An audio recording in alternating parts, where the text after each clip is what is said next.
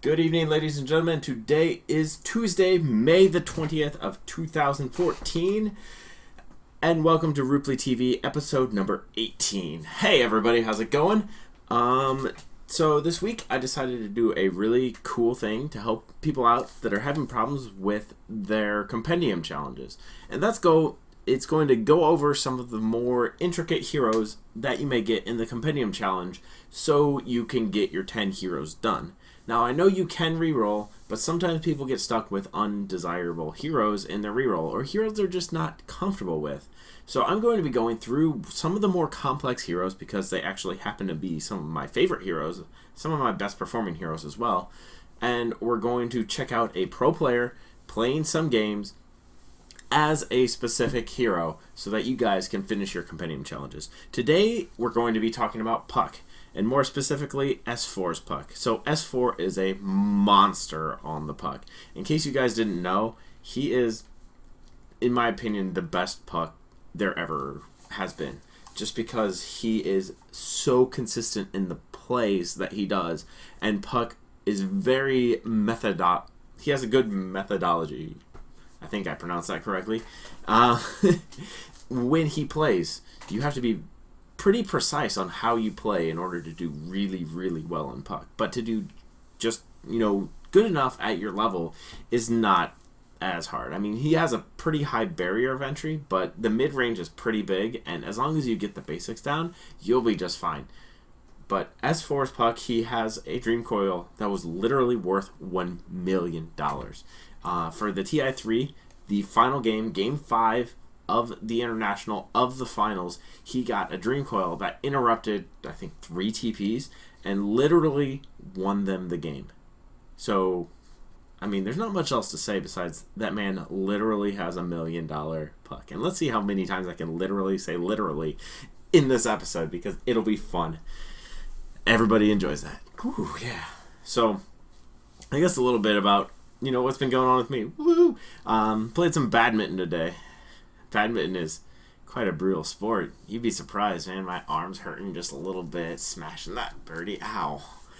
And just crazy stuff like that. And, on top of that and some other exercise throughout the day, I'm feeling great. I'm energetic. I'm alive. So, sweet. Let's get into these games because everybody wants to learn how to beat Puck. Everybody wants to learn how to get their 10 wins on the Compendium Challenge, so let's go to it. The first game I have right here, game ID right here, as usual, will be in the YouTube comment section. So this game right here is a game with Carl, aka Puck, and this was actually played, so a little bit about this. This game itself, so I had a few games lined up, but I couldn't get the replay for any of Dendy's Puck games because nobody's really played Puck recently. But then I found this game by S4 that was played 6 hours ago, so I just jumped on it. This is just a regular pub game. He has a lot of really small, awesome tactics in here. I love it, love it. He does a lot of little things that make a big difference, and if there's anybody who is really, really good at all of the little things, it is S4. After watching S4's play, you just realize how perfect he is, more or less, and in his execution. He just knows so much about when to go in, when to not go in, when to gank, when to tell his supports to, hey, come and gank my lane. So he's doing this all, and pretty much every call he makes is just spot on. Like, every call I see that he makes is just amazingly good. Like, there aren't any other players that I know that are just that calculated. It's actually amazing to watch S4 play. Sorry, just a little fanboyism, S4 is just an extremely solid player, very calculated, and he just knows what to do. That's not to say that, he's necessarily the best player ever. I mean, he's obviously a really good player because of that, but his style is just so calm, calculated, and precise that you just can't help but admire what he does when he plays. Like I said, there are other players who can make amazing plays, amazing micro, amazing strategies, but S4 just plays solidly every time he plays, and that's why he's just so incredible as a player. So anyway, enough talking about S4. Let's hop into the game. So we've got a Senior S4 here on the Puck, aka Carl. Now let me go ahead and pull my camera back to the free camera. So we've got Puck here on the Carl, and he is just going to be going in the mid lane. So one thing I want to note first and foremost is his item choice. Puck is, in my opinion, also one of the best laners in the game for the mid lane. He has a little bit of everything as far as it comes. He can push the lane. He can escape with the illusory orb. So those both do that. He can also push the lane with Waning Rift, and he has a dodge for most direct impact spells. So this makes him completely immune to everything, similar to Yule Scepter or Disruption. Pretty much a self-disruption if you think about it. That can be canceled at any time. So you can dodge like anything you want to with this, and it really makes or breaks the entire lane. So, and also he has an awesome attack animation and awesome base damage. So he did get pooled 2 tangos in a pub, as well as he does have a null talisman and 3 branches. Gives him 64 base damage. So not too shabby at all. Oop. Sorry, trying to adjust. But anyway, let's go ahead and just hop on in. My screen seems to be black, possibly. Let's go ahead and try and fix that. I think not. Go back in. Okay. Let me go ahead and start up my stream to make sure that it is still actually black. Yeah. It is very black. So cool. I'm going to restart my Dota, and let's hope that everything works. Let's get out of here. And okay, hey. Let's restart my Dota. It was working. I'm pretty sure it was. It's okay.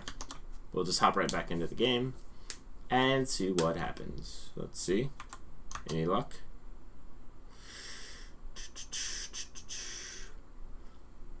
None so far. Why is that happening? There we go. There we go. We're in the game. So watch recent games. Filter. Game ID. Go. Watch replay. Alright, cool. I think we are back in business. Yes! Great success. Okay. So anyway, what I was talking about is that Puck was... I'm not going to switch the screen right now because I'm afraid that it's going to black screen again, and that would be really bad news. So, what I was talking about before is that Puck was getting Null Talisman, 3 branches, and 2 tangos pooled to him. So when you play, don't expect to get the tangos pooled to you. It's obviously nice, but don't expect for that to happen all of the time. Actually, don't ever expect for it to happen. Just ask for it if you really want to. If you really are playing like hardcore, ask for it. And if nobody gets it, no big deal. You just cancel out the iron branches and buy yourself a set of tangos. Like, it's not really that big of a deal. You should have enough money to buy the Null Talisman, a branch, and a tango. So you'll be down 2 base damage, but it's, like I said, not the end of the world. It just gives them that little extra inch, which at the pro level is a mile. So he's going to be up against Roxkiss solo, actually, in this pub game. And you'll watch as he's laning. So I do talk about laning a lot, but as the Puck, you should get the illusory orb first. And he's just going for all the last hits and all of the denies. So Solo did miss uphill, which was not fortunate for him. He does get the Vengeance Aura, which gives him more right-click damage. Really smart decision, because that'll give him enough damage to go ahead and get last hits, because he now has 63 to match up with the 66 of Puck. So really not bad. Not bad at all. Puck, for a skill build, actually, we should talk about his skill build just a little bit.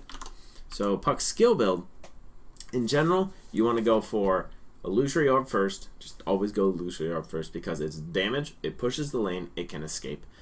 If you get ganked, Phase Shift is barely going to do anything. It's going to delay it by 0.75 seconds, which is like nothing.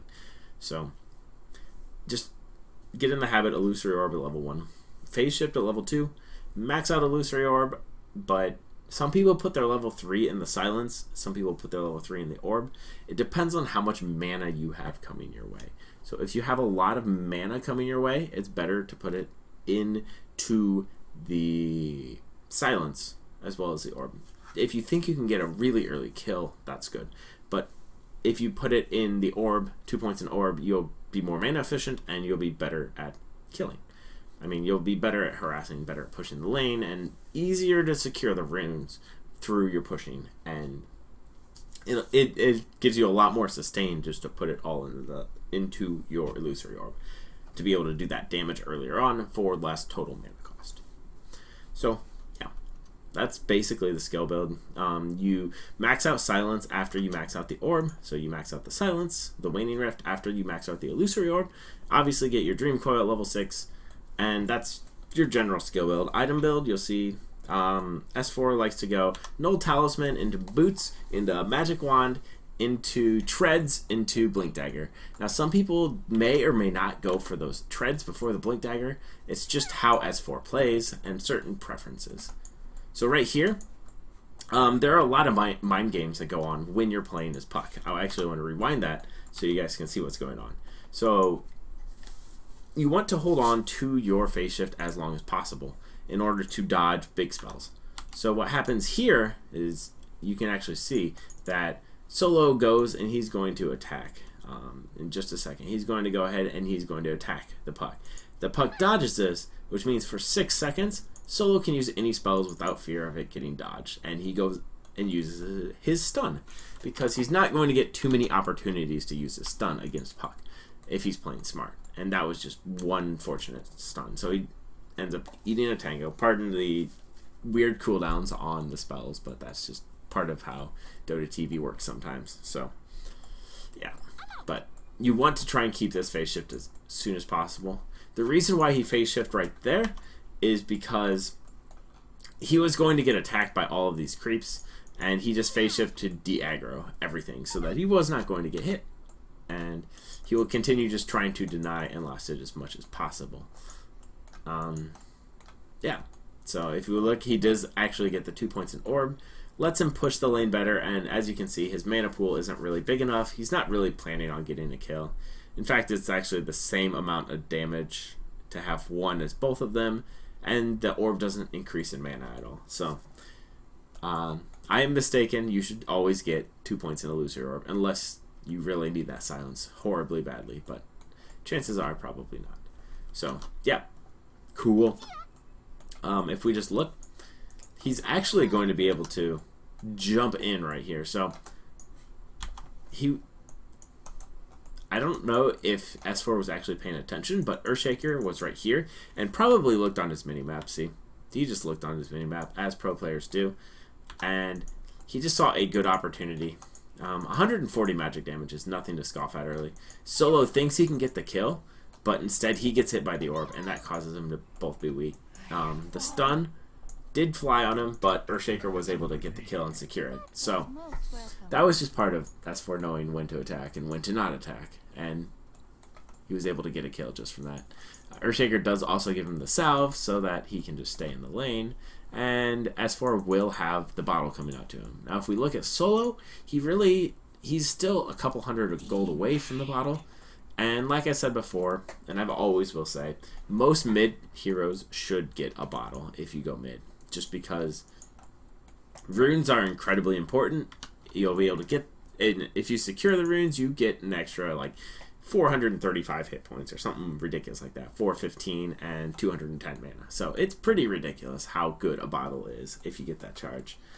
Now, as we can see here, normally S4 would not be able to go aggressive against Vengeful, but he is level 4, same as him, but the double damage rune is going to be enough to out DPS Vengeful Spirit. S4 knows that Venge, despite having the stun early on, this stun doesn't do an incredibly large amount of damage, and that's all Vengeful Spirit has right now, is just a stun and some right clicks. So S4 has 2 damage spells, and he has a phase shift to hopefully dodge something. So he's not too scared, and also has double damage, and he's just able to, pop the double damage and just go crazy on him. This is one of the advantages of Pucks. Puck, and also one of the main scary parts, is that you can go crazy aggressive early on. See, you can even dodge. You can use the phase shift to dodge the missiles, but you can go crazy aggressive early on and still have the ability to stay alive. That takes a lot of skill and a lot of game knowledge to be able to do that safely. So I wouldn't recommend that, especially if you're just doing Compendium Challenge or if you're unfamiliar with Puck. As you play more games on any hero, you get more comfortable with their limits. So S4 obviously knows the limits of Puck very well, and he's able to push it like that. One thing you have to make sure is if you don't know your limits, don't overextend. So many times I see people trying to go for things that they can't go for, and I would highly recommend not doing that until you know you can.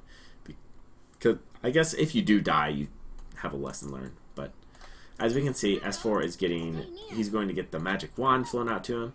And one thing I want to note is as soon as Puck hits level 6, your Dream Coil should always be off cooldown, or always be cast. Like, you should always have the cooldown for Dream Coil. You should always cast it whenever you can on any hero you can, and if you're not available to kill in your lane, go to another lane and kill. This spell is Dream Coil is one of the best disables in the game. It has a mini stun on start, a 2-second disable with I think 150 damage. Let me check here. No, it has 100 damage at level 1, so not huge amount of damage, but it has a 1.5 second stun that increases per level. But 1.5 second stun with a 6-second duration to keep them in that little circle, like in the size of a Darkseer vacuum. So it's pretty much like a 6-second disable, and if they go outside of it, they just get hit with 100 damage and a 1.5 stun. So they don't want to do that. And generally, if somebody stays close to Puck, Puck has so much magic burst that Puck can nuke down anybody early on and then just phase shift and disappear. The Illusory Orb is amazing for getting away too. So know that that is one of your best ganking skills, and if you ever have a hero advantage, you can always get a kill. In this case, we've got Salame teleporting in on the Nature's Prophet. So, and we've got the Earthshaker once again being a hero, getting the stun off. But, yep, easy kill. So, one thing also is that in the same time, S4 was looking for the rune. It is a regen bottom, and he's going to be able to get it. And he also flies himself out a TP scroll. Common practice, by the time you hit level 6 on any mid hero, you should have a TP scroll to be ready for counter ganks if necessary. That can really win games early on, especially as a mid hero. I don't care which mid hero you are. If you claim you're not good at ganking or counter ganking, well, that's silly in my opinion. So yeah, I mean, some heroes you don't have to get one, like maybe Invoker, but in general, just have that TP scroll just in case. You have the money, you're a mid hero, so just keep it in. And as we can see, let's just keep an eye on the Dream Coil cooldown the entire time. So S4, if we note right here in the game, he has 19 seconds until his Dream Coil is ready. And if we look, where can he kill in this when this goes down? So right now, S4 is thinking, where can I get my next kill when my Dream Coil is ready? If we look up mid, we have a Vengeful Spirit, which we've already killed twice, whatever. Might be able to kill it again, but there's a Leshrac here. And then if we go bottom lane, we have a Huskar, which Puck cannot nuke down because of his Berserker's Blood. Just gives him a crazy amount of magic resistance. Like, insane amounts of magic resistance. Basically unkillable by spells at low points. So, can go down there if you get enough physical damage, which they don't have much outside of the Ursa. They do have the Ursa, which is really good, but this lane is also pushed out to this point and will get pushed farther. If we look, there's a catapult here and an entire creep wave. Now, if we look up top, there's actually just a solo Nature's Prophet with a creep wave that's ready to push into the tower, and Luna and Rubik. So what S4 is looking for is once his cooldown's ready, he will probably teleport as far back behind this tower as we can, maybe even here, just so he's not seen. That's the key when you're teleporting is to not be seen. But on the Puck in particular, you always want to make that rotation when your ultimate is ready. So he's just going to farm up this lane for a little bit, and we can see as soon as his ultimate gets ready, he's just ready to go kill again. So he's just looking constantly for places to kill at. And like I said, top lane is probably the most likely. He thinks about going on solo in middle, but his ultimate is ready, and he could go on solo right now, actually, if he wanted to. But chances are Nature's Prophet needs help, and exactly what I was talking about. He does teleport outside of vision range. Like I said, really important, because if you teleport in vision range, everybody knows to back up if you're in vision range. So he just teleports outside of vision range, and then he's going to go in, and he's going to cause havoc. So he comes in, he has just, he's level 7 against a level 4 Rubik, a level 4 Luna, and a level 3 Leshrac. So their combined hit points, Rubik has a massive amount of hit points actually because of these strength items, but look, 549, 530, 701. He can literally blow up Leshrac and Luna without anything other than just a few spells. So he goes in, he actually gets a good orb off on a few of them. And what I really like right here is that he's holding off on his silence because he knows that the Rubik is already dead. One thing about it that separates a good player from a really good player is to know when to hold back on certain spells to avoid overkill. And in this situation right here, S4 knows that the Rubik is already dead. He just needs 1 or 2 right clicks, and he wants to hold on to that silence so that he can secure the kill on the Leshrac and then wrap around and kill the Luna. As we will see in a bit, that may or may not happen, but that's what his plan is, to kill the Rubik and then use the silence on the Leshrac, because the Leshrac has very low cooldown spells. Rubik has very high cooldown spells relatively. He will be able to get 1 lift off in a fight, 2 if it's a really long fight, like one of those 30-40 second fights. But in general, Rubik gets 1 lift per fight. And he gets 1, maybe 2 Fade Bolts if the fight goes a little long. But Leshrac has like 5-second cooldown, 8-second cooldown, 12-second cooldown spells. He's just bam, bam, bam. And he can cast 3 different... He has 4 active spells. Not too many heroes have 4 active spells. So he's saving it for the Leshrac to avoid any potential stun or, edict or whatever may come his way. And he knows that Rubik already used the lift and already used the Fade Bolt, so there's no reason to cast the spell. Now, he does use it right there, and I don't know if you were paying attention. Here, let's go back. But I'm going to slow it down. The Split Earth is almost ready again, so I lied, that's the 22-second cooldown. But if we look right here, he's just trying to cast the Split Earth right here. So Leshrac knows that Puck is right here, and he tries to cast the Split Earth and gets silence. So S4 saved the silence for that, and he's going to be able to just poke down this Leshrac. Now, maybe get a kill on him, maybe not. See, he doesn't really have any spells. One thing I do want to note is that S4 bought that Magic Wand, and this is why he buys the Magic Wand, because you can go even more aggressive with a Magic Wand. See, he is able to pop his wand to get enough mana to get the hit on Leshrac, and the Illusory Orb, being both an offensive and defensive spell, makes it amazingly good. So he goes in, gets the attack, uses Phase Shift, and goes away. So gets another kill without dying. No problemo. Very cool. General order of how you want to engage with Puck is you want to engage with your Dream Coil if you don't have a Blink Dagger. Use your Dream Coil first, and then use your orb as they start to run away so that you can catch up behind them and then silence them. That's the general order of how you want to go. If you have Blink Dagger, you can blink in before you use your orb, and that's about it. But as we can see right now, that offensive-defensive combo on the Illusory Orb is just massive. Hey, you're looking at me. Whoops. Let's go back into the game. Go back a little bit. Sorry about that, ladies and gentle people. So he, like I was talking about, he did have the Leshrac right here, and this is where he used his wand to go in and get out. That's what I was talking about before, but I was not on the game. I am sorry. Oh, so sorry. Things happen, but I try to have as few as possible. So he just popped the regen rune, is able to pick up Invis as well. But he has a pretty big level advantage.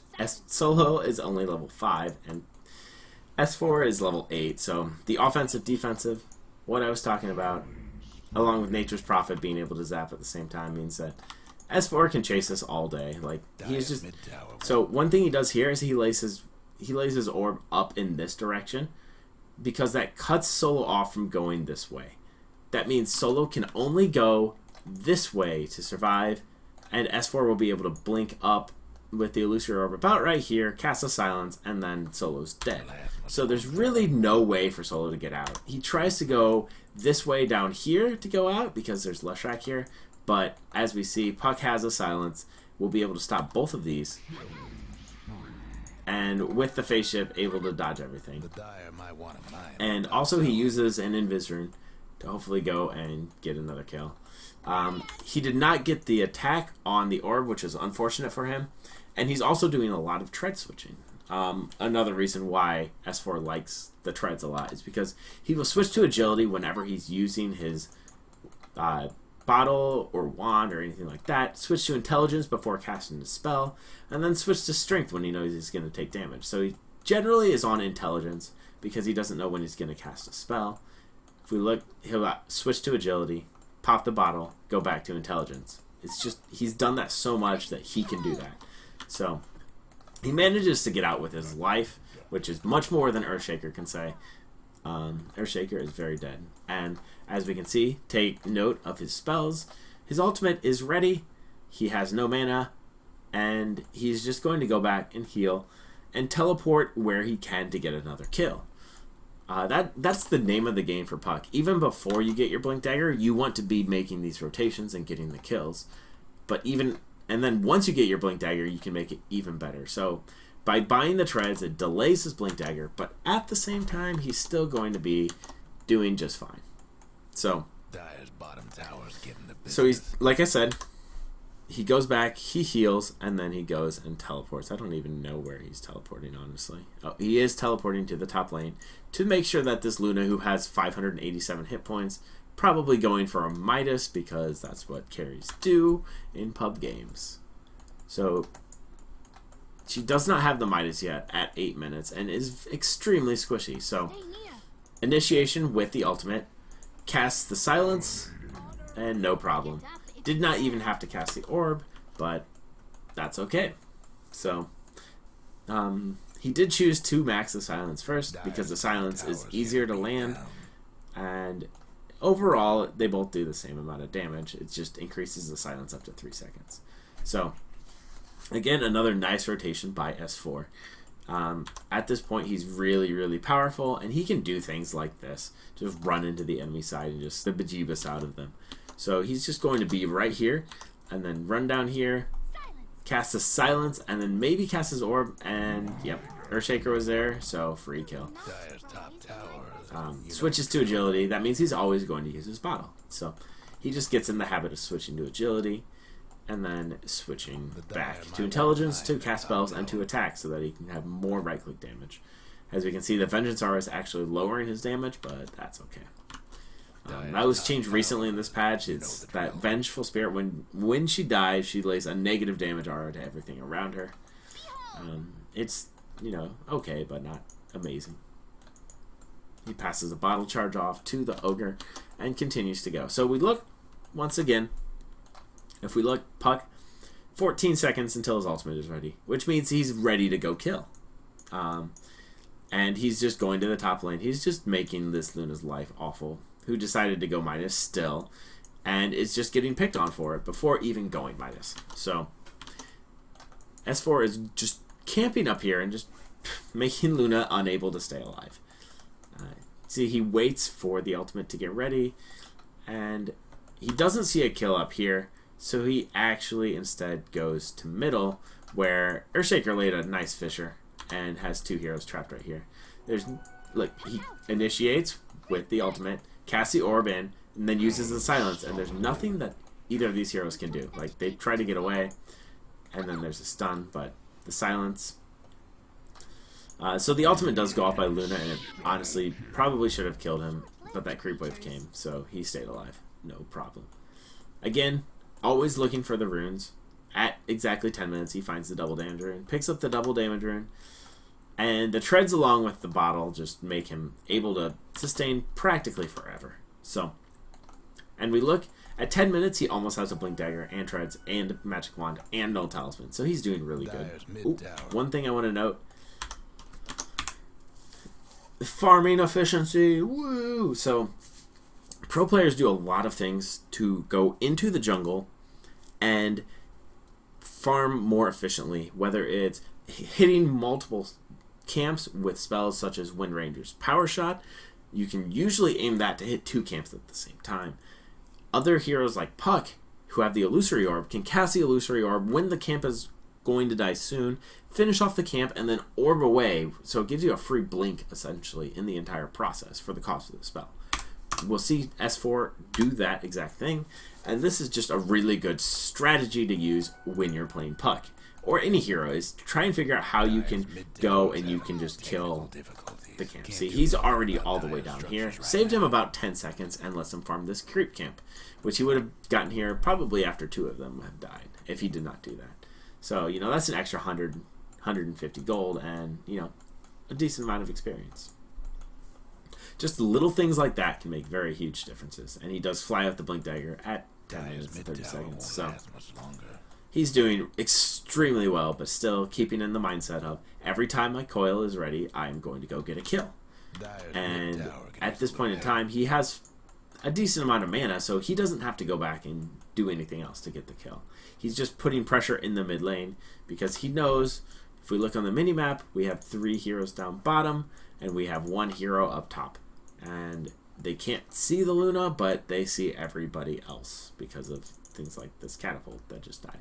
So he's able to see everything and says, hey, this tower's low, let's go kill it, Earthshaker.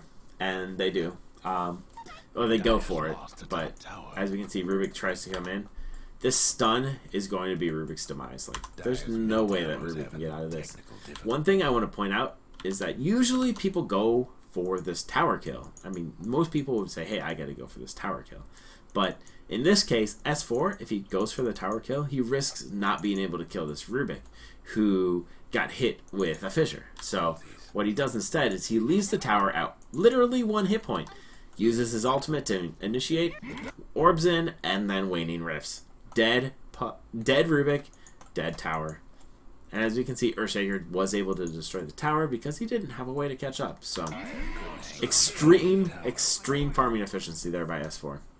Just amazing farming efficiency. And also, he doesn't necessarily need his ultimate to kill. And as we can see, Vengeful and Luna are both really, really weak. So, Luna is going to teleport out. Ursa's going to get the kill on the Venge, and S4 knows he can't do anything else here. So he goes back and he goes to farm. He will probably farm this camp again, and then orb out, or maybe just go. Yeah, so he will just go ahead and go to the middle lane and get some more farm. He's actually scouting for kills. Since he's so far ahead of everybody else right now, he wants to keep the kills going. Scouts the top for the rune exactly at 12 minutes. Always keeps an eye out for the runes. And he's just going, since he didn't get it up top, he's getting it down bottom. And this will almost surely be a kill. Worst case scenario is that S4 waits 20 seconds for the Dream Coil, and then he goes. So he does scout the big camp here for the Luna, which isn't too concerning for him right now, but just something to keep note of.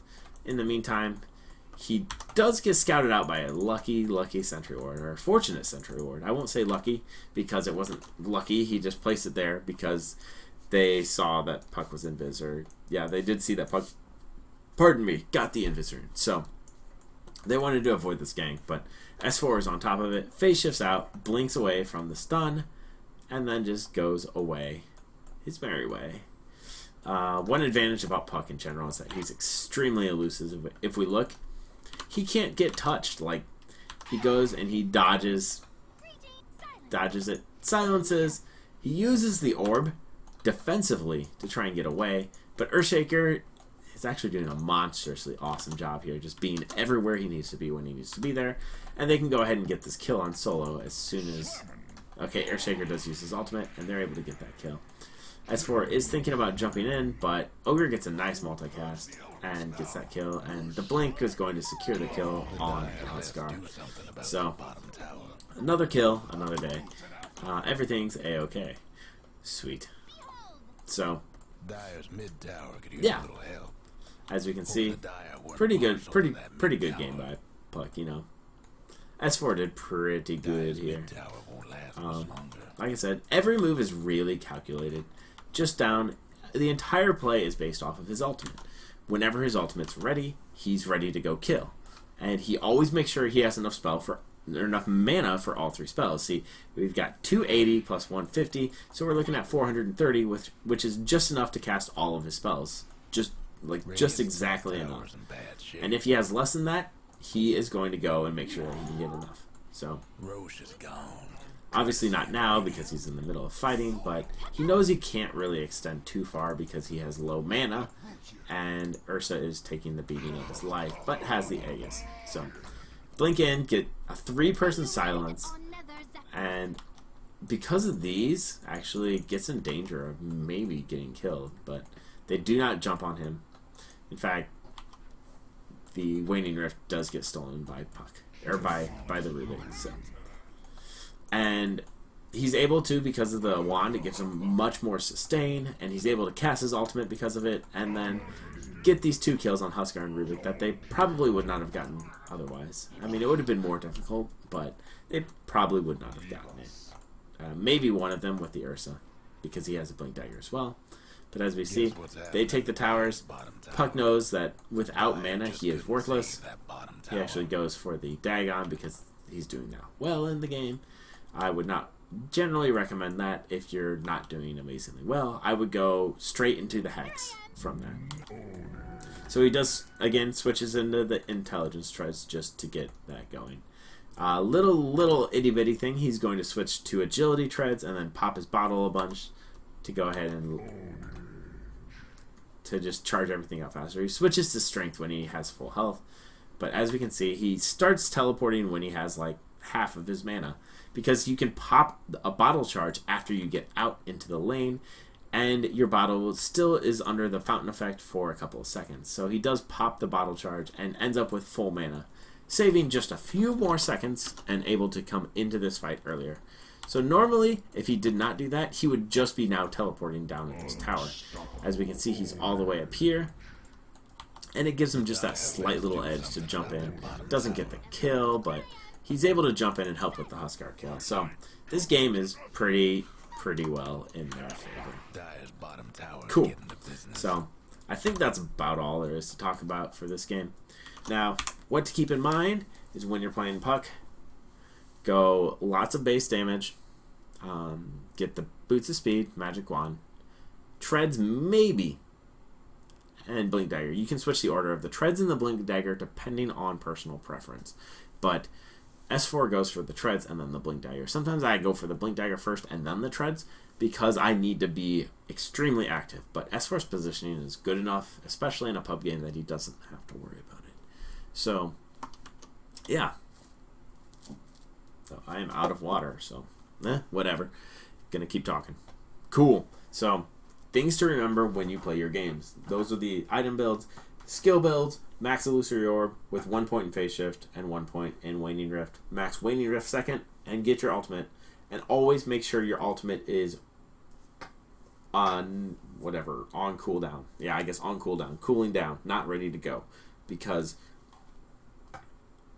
that is the strongest point of Puck, is that once he hits level 6, anybody's dead.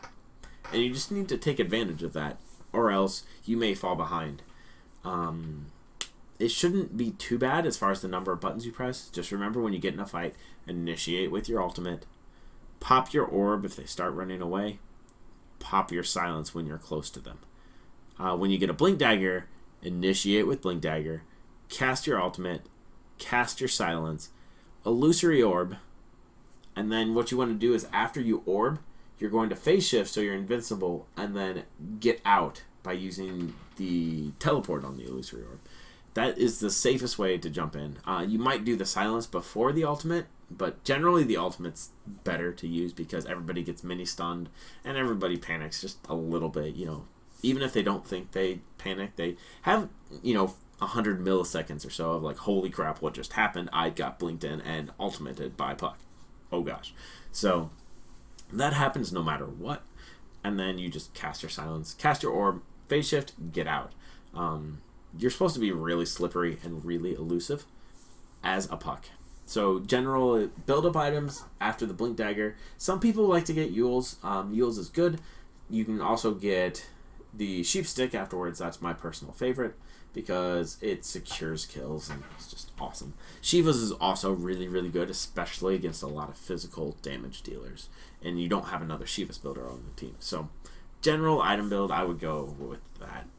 He doesn't need too much as far as hit points goes because you should not be able to hit a puck very often between Blink Dagger and Phase Shift, maybe Yules or Hex. You shouldn't be able to really hit puck. Puck should be super elusive and super bursty on the magic damage.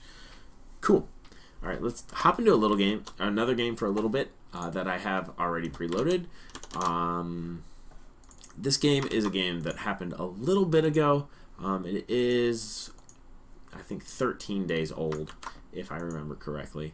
It was Alliance versus Cloud9 in the DreamHack Budapest. So I don't remember when that was, but it was a decent time ago. Like I said, it's been hard to find a mid puck quite a bit. It's been pretty hard to find a mid puck. So nowadays people have been running offlane solo puck, which you can do as well.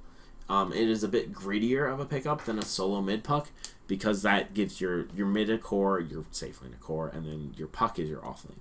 So puck as an offlane solo functions essentially the same way, but you generally skip the treads to go for that Blink Dagger to make sure you're still useful on your team when the time comes. You won't be as tanky, you won't be as survivable, but you still have all of the utility that puck brings from a mid lane puck.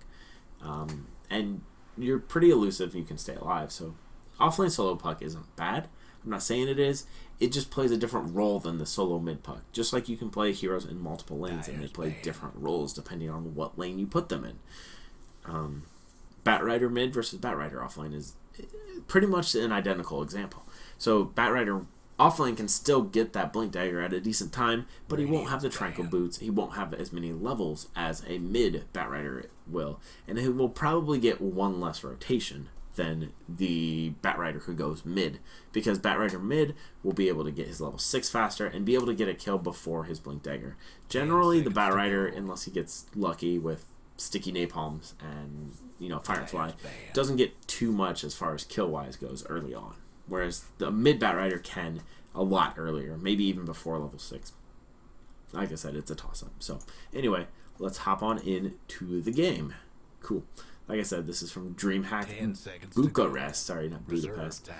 It did happen, I think, a couple weeks ago. I'm not entirely sure. Maybe it was. I think this was actually. Yeah, this was actually 3 weeks ago. So just over 3 weeks ago. 3 weekends ago. So cool. Let's hop on into the game. So I'm not really too concerned with the rest of the picks because this game, like I said, is a little old. It is before Ember Spirit stopped getting picked all of the time. I do have free camera set on, I promise. Okay, cool. 30 seconds to go. This is another game. See, as we can see, this is a pro game, and Puck goes for the exact same build as before. He goes for the Null Talisman, 3 branches, and 2 tangos. This will ensure that he's able to just take down the lane and win pretty handily.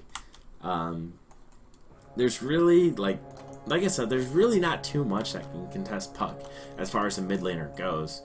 There's certain heroes that are really good against him. OD and TA, Templar Assassin, are both really good against him because he can't dodge every splash of the Templar Assassin's side waves.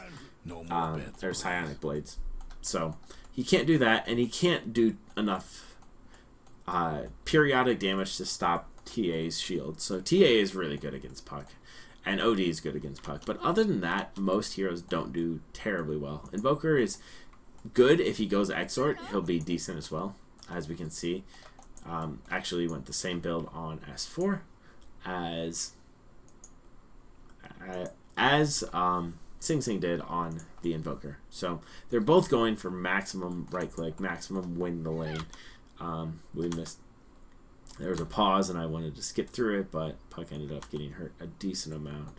So he is level 1, and he does use the orb to get this extra last hit. Don't feel bad about using your mana to get extra last hits early on, but just keep in mind that it also pushes the lane, so do that as needed. But S4 doesn't have to worry about the lane getting pushed right now because it's getting pushed on top of him. And the Xord Invoker is doing a lot of damage. He's still just Quas, actually, but he has to really watch out for this Cold Snap. If S4 were to blow his phase shift early, he would not be able to dodge the hits from the Cold Snap, and he would probably die. So he has to watch out, pretty much only use the phase shift after he gets hit with Cold Snap, or if he knows he's safe for a little bit. Because the Cold Snap is very, very dangerous. It can really pick off Puck right now. He does have the orb to try and jaunt away, so he might still survive, but it is extremely fragile, this matchup is right now for S4. And Sing Sing is a very good Invoker player, so I would not question his Invoker playing abilities in the slightest. But as we can see, S4 does actually, he does fly out the healing salve before the bottle, and that's just to stay in the lane. Like, never be afraid to get those extra healing salves, especially in mid lane, because mid lane is all about being able to stay in the lane and being able to pretty much out bully the other mid player out of the lane. And right now, Sing Sing is doing a good job of it, but S4 has to just, he knows he has to be careful. He also knows that if we take a look on the minimap, he knows that there were 3 heroes on bottom. There was the Wisp, and then the Tiny, and then the Tree. Pylai Dai has a double damage rune, so he can pretty much kill whatever. And Admiral Bulldog's Darkseer is in a bit of trouble if he gets caught off guard here. He does have a Surge, so he should not be too bad off. But S4 realizes that both these heroes are gone. They may not have realized that the rune was taken. No, they did not. But he knows that both the heroes are gone, so he has to play safer. Once he sees Admiral Bulldog getting harassed by the combo, he immediately pops his salve and makes sure that he doesn't die. So, just to keep it going, and then he uses his phase shift to keep his salve to fill him up to full health. Now, if we look, he has enough for the bottle, so he will buy the bottle at any second now. Like I said, just starting items, straight bottle, straight boots of speed, magic wand into TP scroll. That's just how S4 plays. Other people don't necessarily get the magic wand and don't necessarily get the 3 branches. One thing that S4 did here that looked like it was super aggressive, but it was actually just brilliant on his part, is that he goes and he uses his orb right here, not only to secure this last hit, but he's also going for this last hit as well. He's not going to necessarily kill Invoker. He's not even trying to. He just wants to try and secure every last hit. Now, Sing Sing gets the last hit, and that's just what I was talking about. If you phase shift, Invoker is immediately going to cast his Cold Snap on you right after you phase shift. So he phase shifts right here to dodge the tower, and then he gets Cold Snapped right away. And that gives him, 3 hits of the Cold Snap and, a third of his hit points and damage. So, not insignificant in the slightest. But, yep, he does go for the Bottle Crow. Only drinks up 2 charges because it's the courier is not flying yet, and just S4 is in general a nice guy to his teammates. He always plays for his team and never for himself. One thing that really sets him apart from others is that he plays really well, but he doesn't play greedy at the point of sacrificing his teammates ever. So he does Bottle Courier with 2 charges, and he's going to be looking for the rune. It is an Invis rune down bottom, and his goal is to try and push this lane out to get the rune. Since he's Bottle Crowing, it's not as big of a deal, and also trying to get the rune means you lose experience, so it's not too big of a deal that he gets that rune. And also, he can't rotate until level 6 and has his Boots of Speed. So, not too big of a deal. Alright, so. Yeah, like I said, I'm just going to show you the beginning part, the laning part of this game, because this game's actually a pretty good game. It's a really good game, actually. By really good, I mean, I don't know, good to learn from. I wouldn't say it's a good game to necessarily watch as much as other games as far as the whole excitement factor, but you can just see very good execution on Alliance's part in general. So, S4 does go. He does try and push the lane, tries to get these last hits, securing them with his orb. So this is what I was talking about before. And S4 doesn't change in pro games or in pub games. When he hits level 6, he tries to use his ult as soon as he can. And even though he's at the halfway point, he uses his ultimate. So my computer just kind of went out on me. I don't know if you guys see that at all, but my computer just died on me. And I think I'm going to have to end the show right here. Yeah, I'm going to have to end. My computer just kind of went yeah. out on me. I'm going to go ahead and end this show because my computer just died again. I've been having computer problems, so I'm going to see if I can get that figured out in the future, but I apologize. It has actually been about an hour, so I'm going to cut it a little short, but we'll go ahead and just cancel it right here. Like I said, I'm sorry, guys. My computer's just been acting up. I did tweet out that it almost died earlier, so hopefully this helped you out with your puck games. I'll go back to my screen because I can't see anything, but I know that I'm back on my camera, so sorry. Like I said, apologies, but I will put the 2 game IDs in here. Feel free to watch the second one as you wish, and just go ahead and, watch S4's puck play, and then when you go into your own puck play for your games, keep that in mind. Just keep in mind to initiate with the ultimate, use the orb to catch up, use the silence before you kill, and then kill with your teammates. So good luck, have fun. Thank you guys for watching RoopleeTV, episode number 18, and I will see you guys next time.